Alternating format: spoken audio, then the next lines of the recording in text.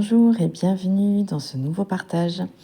Aujourd'hui, nous allons voir ensemble le deuxième volume de des vies antérieures. Nous allons voir ensemble ce que c'est que le karma et les relations karmiques. Donc le karma, c'est quoi? Le karma est une énergie d'enseignement. Elle nous demande de la discipline, de la rigueur, une ouverture du cœur et de l'esprit. C'est une énergie de croissance qui nous permet de grandir aussi bien sur le plan individuel que collectif. Le karma est directement lié à la loi cosmique de l'action et de la réaction. S'il fallait donner une définition simple du karma, je dirais que je récolte ce que je sème. Bien maintenant, voyons ensemble quel est le but de cette énergie. Malgré la croyance populaire, le karma n'est pas une punition. Autorisez-vous à voir cette énergie comme un professeur cosmique nous enseignant la responsabilité. Je vous donne un exemple très bateau. On a deux personnes qui ont un désaccord, donc elles se disputent un petit peu, mais quoi qu'il en soit, chacun a sa responsabilité dans la situation. Okay ? Donc là, la question à se poser, c'est quelle est ma responsabilité à moi dans cette situation ? Pour pouvoir ensuite prendre mes responsabilités.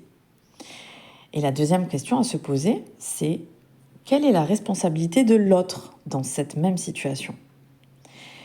Et là, il s'agit ensuite de lui donner ou de lui rendre sa responsabilité. Le but est réellement de devenir des êtres conscients et responsables. Cet enseignement permet d'ouvrir notre esprit, notre cœur, de faire preuve d'empathie, de compassion et de justesse afin d'acquérir plus de sagesse. Je me suis amusée à googliser la sagesse et j'ai trouvé un article intéressant d'un professeur en psychiatrie et neurosciences. Vous trouverez le lien de cet article en barre de description. Donc dans cet article, il donne 7 éléments qui testent la sagesse. Les 7 éléments sont les suivants. En premier point, l'autoréflexion, à savoir la capacité à se remettre en question. En deuxième point, les comportements prosociaux. C'est la capacité d'empathie, de compassion et d'altruisme. En troisième point, la régulation des émotions. Ça, c'est la capacité de maîtriser et non de contrôler ses émotions. En quatrième point, l'acceptation de perspectives diverses. Il s'agit ici de l'ouverture d'esprit. En cinquième point, l'esprit de décision. Là, il s'agit tout simplement de savoir être juste. En sixième point, le conseil social, à savoir conseiller de façon éclairée, donc de façon rationnelle et utile aux autres. Et enfin, en septième point, la spiritualité, car elle est par essence la sagesse. Passons maintenant aux relations karmiques. Qu'est-ce que c'est et comment les reconnaître ? Lorsqu'on parle de relations karmiques, on parle de relations ayant pris racine dans une ou plusieurs vies antérieures. Il s'agit d'une reconnexion d'âme à âme. Mais au-delà de ce concept de réincarnation, que ce soit ou non votre croyance, ne change rien à ces relations. Ces relations sont là pour nous permettre de guérir de nos différentes blessures en prenant conscience de nos schémas répétitifs de sabotage. Voyons ensemble les signes d'une relation dite karmique, mais gardez en tête que ces relations peuvent être amoureuses, amicales, familiales ou professionnelles. Alors, en premier point, nous avons les relations avec des fortes connexions à l'autre. Donc, vous ressentez une forte attraction pour l'autre, une attirance immédiate avec le sentiment que c'est la bonne personne s'il s'agit d'une rencontre romantique, ou le sentiment d'avoir trouvé votre alter ego s'il s'agit d'une rencontre amicale ou professionnelle. On a également le sentiment étrange de connaître cette personne depuis 10 ans ou encore depuis toujours. Qu'il s'agisse d'une relation amoureuse ou non, encore une fois, on est comme convaincu que l'on ne peut pas vivre sans l'autre. La relation est dysfonctionnelle, mais on continue d'y croire et on s'épuise à la faire marcher. Parce qu'on espère inlassablement que ça va s'arranger. Ces relations de connexion forte et immédiate sont extrêmement complexes à briser et elle continue à nous attirer jusqu'à ce que l'on comprenne ce dont on a réellement besoin pour dissoudre les schémas répétitifs qui nous sabotent. J'aimerais tout de même attirer votre attention sur un vrai warning, parce que très souvent, dans ce type de relation-là, quand on a une connexion très forte, immédiate, ou vraiment on a vraiment c'est plus fort que nous, hein, c'est très intérieur et on est littéralement attiré par cette personne, même quand on souffre, même que... Voilà, il faut faire attention parce qu'il s'agit là d'une relation karmique qui est là pour nous aider justement à prendre conscience de nos blessures. Et en aucun cas, il s'agit d'une relation de flamme jumelle. Ok ? Parce que la flamme jumelle, par essence, justement, c'est pareil que les relations karmiques, sauf que on répare tout ensemble. Donc quand on n'arrive pas à réparer, on est bien dans une relation karmique et pas une relation de flamme jumelle. Donc attention à ça, parce que beaucoup restent dans ce type de relation et continuent à souffrir parce que ils se maintiennent dans l'illusion que c'est l'amour de leur vie, que c'est leur flamme jumelle, alors c'est moins fréquent chez les amis, hein, ok, bien qu'il y ait des flammes jumelles dans ce sens-là, hein, mais on arrive plus facilement à lâcher prise. Quand il s'agit du couple, on a tendance à vouloir croire que c'est une relation de flamme jumelle et on y perd beaucoup de plumes. En deuxième point, les relations de dépendance affective. Là, il s'agit d'une relation avec des hauts et des bas d'une forte intensité et passionnée. Ok, c'est important de le souligner. Il y a beaucoup de passion, beaucoup d'intensité. Généralement, l'un des deux partenaires a une idéalisation du couple parce qu'il ou elle idéalise l'amour. Donc quand on idéalise l'amour, on se donne une idée du couple qui, on se l'idéalise, le couple. On n'est pas du tout dans l'instant présent, on est dans nos peurs, donc on s'embrouille l'esprit, on veut croire à quelque chose de beau et de merveilleux, etc. Et on ne voit pas ce qui est réellement là, hein. C'est-à-dire des hauts, des bas, émotionnellement, il n'y a rien de stable, c'est beaucoup de reproches, enfin bref, c'est un peu compliqué. Mais encore une fois, dans ce type de relation de dépendance affective, on a aussi l'un des deux partenaires qui met l'autre au centre de son univers et en fait la principale source de son bonheur. Donc là, on est vraiment dans une profonde dépendance là. Parce qu'autrement dit, quand ça ne va pas dans la relation, qu'elle soit amoureuse, amicale, professionnelle, familiale, peu importe, quand ça ne va pas dans la relation, il n'y a plus rien qui va. C'est comme si tout le reste n'avait pas de saveur, tout le reste n'était pas important, comme si votre vie, c'était cette personne-là et c'est tout. Voilà, donc là aussi, faites attention, ça c'est relation karmique et c'est justement là pour mettre en lumière la dépendance affective ou la vôtre ou celle de l'autre et à savoir vous positionner de la bonne façon. Ok ? Un troisième point, là je vais vous parler d'une relation qui se joue entre soi et soi en fait. C'est vraiment comme un karma personnel, mais je vais vous expliquer ça. Donc en troisième point, il ne s'agit pas ici d'une relation, mais bien d'avoir le sentiment de travailler sur soi et pourtant d'attirer à vous inlassablement les mêmes profils de personnes qui vous font connecter avec des émotions et des sentiments souffrants et douloureux. Et ou des situations, ok ? Pas que des personnes qui vous font souffrir et qui créent de la douleur en vous. Ça peut aussi être des situations, d'accord ? Qui vous créent de la souffrance et de la douleur. Donc, comme je vous le disais tout à l'heure, il s'agit d'une relation à vous-même face aux autres. Autrement dit, il s'agit d'un karma personnel. Et enfin, pour finir, un quatrième point, on va parler là des relations très tumultueuses. Ces relations sont non seulement volatiles, puisque un des protagonistes est incapable de créer des liens profonds, mais en plus, donc cette même personne est complètement imprévisible, avec par exemple des réactions disproportionnées à une situation, à un mot, à une phrase, peu importe, des changements d'humeur fréquents et soudains, et parfois même très, très virulents. Alors pourquoi devons-nous expérimenter ce type de relation ? Tout simplement parce que ces relations nous permettent de guérir les blessures de notre âme et de notre transgénérationnel. Elles nous permettent de prendre conscience de l'amour que l'on se porte et nous donnent l'opportunité de sortir du faire pour entrer dans l'être, en se demandant par exemple, est-ce que je m'aime ? Et aussi, de quelle façon est-ce que je m'aime ? On peut également se poser la question, est-ce que j'aime réellement l'autre ? Et de quelle façon est-ce que je l'aime ? Etc., etc. Encore une fois, il s'agit d'acquérir de la sagesse en prenant notre pleine responsabilité, en rendant à l'autre sa pleine responsabilité, en se pardonnant et en pardonnant à l'autre. Guérir profondément la blessure d'abandon, de rejet, d'humiliation, d'injustice et de trahison. Pour finir cet audio, j'ai choisi de vous partager un mail que j'ai envoyé à ma mère il y a 5 ans déjà, afin de vous montrer ce que le karma nous apporte dès lors où nous comprenons cette merveilleuse énergie. Pour vous donner le contexte, avant de vous lire cette lettre, ma mère et moi ne nous parlons plus depuis plus de 15 ans.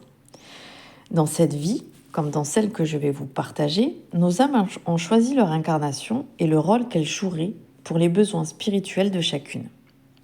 Ma mère, dans ma vie actuelle, était mon bourreau et moi sa victime. Et dans la vie antérieure que je vais vous partager, j'étais sa mère et son bourreau, et elle était ma fille et ma victime. Si vous vous demandez pourquoi mon âme a choisi cela, c'est tout simplement pour réparer cette vie antérieure, pour briser et guérir ces différents schémas transgénérationnels. Passons maintenant à la lecture de ce mail. Ouvrez votre cœur et votre esprit afin de mieux intégrer les vertus du karma. Bonjour ma petite maman. Tout d'abord, je tiens à te remercier pour ta patience. J'avais besoin de temps pour t'écrire tout ce que j'ai besoin de te dire. Il est important que tu saches que j'ai énormément changé. J'ai beaucoup évolué spirituellement. Je me suis rendu compte au fil des années que j'ai énormément de capacités extrasensorielles. Je suis ce qu'on appelle une médium et une guérisseuse. À ce jour, j'ai accès à énormément d'informations. Je suis en connexion directe avec mon âme et je peux me connecter à la conscience de n'importe qui et de n'importe quoi, comme un lieu, des minéraux, des végétaux, des animaux, mais également aux personnes physiquement décédées, comme par exemple Papy, ton père biologique, des êtres galactiques et d'autres. Je t'exprime cela parce que c'est important que tu le prennes en compte, que tu aies la compréhension de tout ce qui va suivre pour le reste du mail à partir de maintenant. Avant ta naissance, nous avons vécu une vie ensemble. C'est ce qu'on appelle une vie antérieure. J'étais ta mère et toi ma fille. Mon mari, qui est donc ton père dans cette vie, Papy, était fou de toi. Il te vouait une grande admiration. Tu étais toute sa vie, sa joie. Tu as fait de lui un père comblé. Avant ta naissance, j'étais tout pour lui. Et il était tout pour moi. Néanmoins, j'avais un profond sentiment d'abandon. J'étais donc pas facile à vivre puisque j'avais un profond mal-être. Toujours en moi vivait ce sentiment de manque d'amour et Papy a toujours été là pour me rassurer, pour me donner encore et encore beaucoup d'amour. Donc quand tu es né, ton père, Papy, a continué à m'aimer bien sûr, mais je pensais qu'il t'aimait plus. Je devais partager mon mari, ma source d'amour avec toi. Ce qui revenait dans mon esprit à recevoir moins d'amour. Ça m'a profondément attristée. Ça m'a fait très mal et dans mon esprit toujours, je te tenais pour responsable. Tu étais celle qui me volait mon bonheur, ma joie, mon oxygène. Toi, tu étais une merveilleuse petite fille, très douce, pleine d'amour. Ah ça oui, de l'amour tu en avais pour la terre entière. Je t'aimais sincèrement, mais je n'arrivais pas à être la mère que tu méritais. J'avais trop de souffrance en moi pour incarner cette mère aimante que tu méritais amplement. Ça faisait très mal à ton père, ce qui par réaction en chaîne nourrissait ma jalousie envers toi. J'ai été une horrible mère avec toi, en tant que personnalité, parce qu'en tant qu'âme, j'ai joué le rôle que nous avions décidé d'incarner ensemble, toi et moi. Sur le plan spirituel, j'ai mené à la perfection mon rôle afin que spirituellement, tu puisses évoluer selon tes aspirations profondes. Donc en tant que personnalité, en tant que ta mère terrestre, je t'ai maltraité aussi bien physiquement que psychiquement. Je t'ai rejeté. Oui, je t'ai rejeté quand j'étais enceinte de toi et que j'ai su à quel point ton père désirait ta venue au monde. Je me suis vue moins importante aux yeux de ton père et à ce moment-là, je t'ai détesté. Je ne voulais pas de toi. Tu étais à mes yeux une malédiction. Je t'ai rabaissé également et humilié.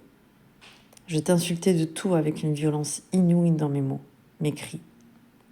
Le regard que je posais sur toi était empreint de dégoût, de répugnance, de mépris. Tu étais pour moi une honte, une aberration. Je te frappais également avec une fureur intense et terrible. J'exerçais un fort pouvoir de contrôle sur toi. Je ne te témoignais que très très peu d'amour et d'humanité. Je faisais de mon mieux pour que tu aies le sentiment de ne pas mériter de vivre. J'ai profondément ancré en toi l'illusion que tu étais maudite, que tu détruisais constamment tout et tout le monde autour de toi, que tu n'étais tellement pas digne d'amour que tu ne pouvais apporter que malheur et désolation. J'ai finalement fini par te tuer à force de coups que je t'infligeais.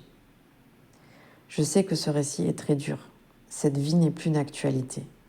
Elle était nécessaire néanmoins parce que nous avons décidé, en tant qu'âme, d'œuvrer ensemble pour guérir les mémoires de nos ancêtres. C'est ce que l'on appelle les mémoires transgénérationnelles. Bien, sachez que l'histoire de cette vie antérieure s'arrête ici, mais le mail que j'ai écrit à ma mère continue. Donc à partir de maintenant, je reviens dans l'ici et maintenant. Alors c'était en juillet 2019 il me semble. Mais voilà, c'est comme si on revenait en juillet 2019 et je continue ma lettre en destination de ma mère. Donc papy, après sa mort physique, a commencé une nouvelle vie. Et une de ses missions est de nous aider à nous pardonner et à nous souvenir que nous nous aimons inconditionnellement toutes les deux. Pendant longtemps, je pensais que papy t'en voulait pour ton comportement envers moi, ta fille, dans cette vie-ci. Ce n'est que plus tard que j'ai compris, que j'ai tout compris. Le récit que je viens de te retranscrire, c'est lui qui me l'a conté. Ça a été long, comme un géant puzzle, avec des pièces de toute petite taille. Et durant ce temps, j'ai travaillé sur moi afin de guérir toutes mes blessures. Car dans cette vie actuelle, où c'est moi qui suis ta fille et toi ma mère, en vertu de la loi du karma, nous avons échangé les rôles et ce fut toi mon bourreau. Et par la même occasion, toutes les blessures que je t'ai infligées dans cette vie antérieure, bien nos âmes ont à tour de rôle communiqué ensemble, se sont pardonnées au fur et à mesure. Il y a eu de très belles guérisons avec des êtres lumineux d'une puissance et d'un amour extraordinaire pour nous aider à guérir et à nous reconnecter à notre propre lien d'amour inconditionnel. Nos merveilleuses âmes se sont entièrement retrouvées. Maman, je suis sincèrement désolée de t'avoir fait croire que tu étais un monstre, indigne d'amour, une malédiction et un fléau. Je te demande pardon du plus profond de mon être pour tout le mal que je t'ai fait, pour toute la souffrance que j'ai engendrée en toi, pour toute la douleur que je t'ai fait ressentir. Merci d'être ma mère, d'avoir accepté ton rôle envers moi pour m'aider à me réaliser. Je ne serais pas celle que je suis si la force de ton amour envers moi, là je parle d'âme à âme, n'était pas aussi puissant. Je t'aime. Papy te dit, sois fier de toi. Je suis fière de toi et je t'aime. Je suis très souvent auprès de toi. Tu sais, quand tu penses à moi, c'est parce que je suis là et je te dis, je t'aime. Je vais bien, rassure-toi. Tu es aimé au-delà de tout ce que tu peux imaginer. Tu n'es pas seul et je ne suis pas le seul auprès de toi. Mon âme te dit merci, merci, merci. Je t'aime et je te remercie d'avoir accepté d'être l'âme qui a porté le costume de, et là je décris son prénom et son nom. puisque c'est mon âme qui parle, ce n'est plus ma personnalité. Bien, elle continue le message, mon âme, en lui disant « Il fallait une âme forte, sage et grande pour jouer un tel rôle. Il a fallu un être porteur d'une grande lumière, d'un grand amour, pour m'aider à me réaliser en tant que, et je donne mon nom complet et mon prénom complet. Puisque, encore une fois, c'est mon âme qui agit, ce n'était pas moi, Kéra, la partie terrestre, humaine, c'était vraiment mon être spirituel, mon âme. Et elle finit son petit mot à ma mère en lui disant « Cela est fait maintenant. Maintenant, réveille-toi et souviens-toi de qui tu es. Maintenant, cela est fait. » Et moi, ta fille, je te dis, je te remercie de m'avoir offert de t'écrire depuis mon cœur. Je t'aime et je t'embrasse tendrement. Voilà, j'ai fini la lettre.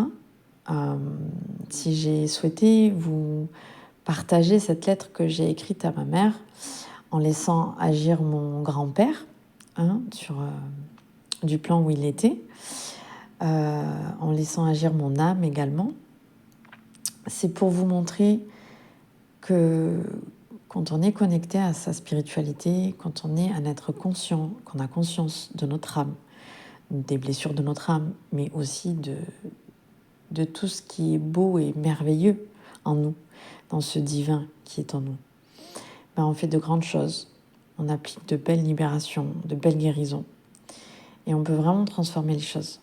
Encore faut-il pouvoir le comprendre et agir depuis son cœur. Voilà, j'espère que ça vous aidera. J'espère que si vous en ressentez le besoin, peut-être d'écrire ne serait-ce que pour vous, si vous avez eu des moments difficiles avec un membre de votre famille, un ex-parent, un ex-ami ou une ex-amie, sachez que même si vous ne donnez pas de lettre, le fait d'écrire une lettre et de laisser vraiment parler son cœur, c'est très libérateur pour soi. Si vous avez envie ou besoin d'une consultation, n'hésitez pas à me contacter. Et moi, je vous embrasse en attendant. Et je vous dis à très bientôt. Ciao, ciao.